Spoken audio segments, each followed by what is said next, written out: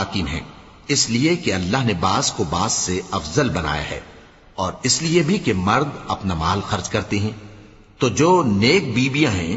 وہ فرمانبردار ہوتی ہیں، اور ان کے پیٹھ پیچھے اللہ کی حفاظت میں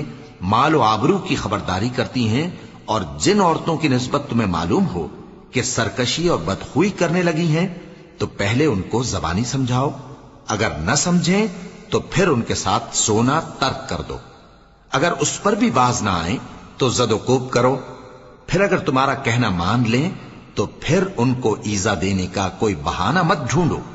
بے شک اللہ بہت اونچا ہے، بڑا ہے۔ اور اگر تم لوگوں کو معلوم ہو کہ میاں بیوی میں ان بن ہے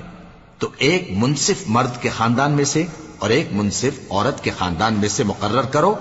وہ اگر صلح کرا دینی چاہیں گے تو اللہ ان میں موافقت پیدا کر دے گا۔ کچھ شک نہیں کہ اللہ